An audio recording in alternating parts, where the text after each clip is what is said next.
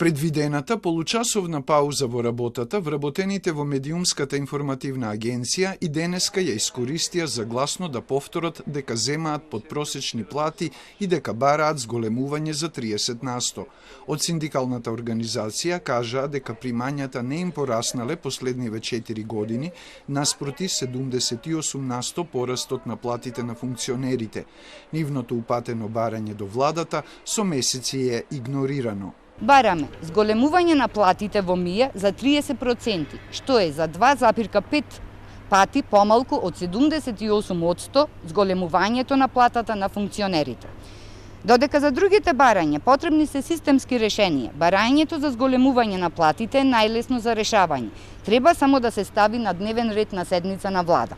Според официјалните податоци, просечната нето плата во мај 2023 година изнесуваше 36.465 денари, додека платите на новинарите и медиумските работници во МИА се за повеќе од 6.000 денари помали од просекот. МИА има финансиски план за годинава во кој е предвидено зголемување на платите без екстра трошоци од буџетот, зашто како државен медиум чека дозвола од владата.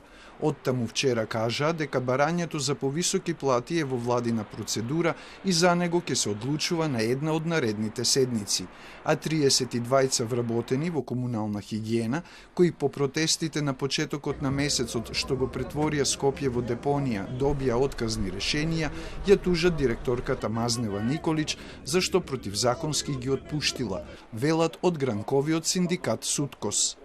Во текот на вчерашниот и денешниот ден, од страна на сите 32 вработени кои што добија отказни решенија, се поднесени тужби до надлежните судови за да се постапи согласно, пак ќе повторам, записникот од Државен инспекторат за труд, каде што е нотирано дека при давањето на отказни решенија директорката ги има прекршено Законот за работни односи, Законот за јавни предпријатија, колективниот договор за комунални дејности и колективниот договор за вработените во комунална хигиена.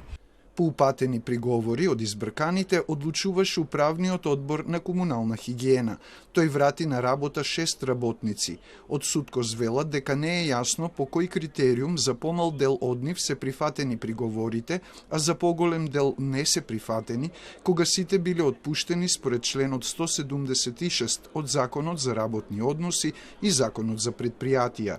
Заради непостапување по записникот од Трудовиот инспекторат, кој наложи на директорката со писмен акт да ги поништи одлуките за отпуштања и за тоа да го извести, СУТКОС и ССМ ќе поднесат кривични пријави против неа и против членовите на управниот одбор.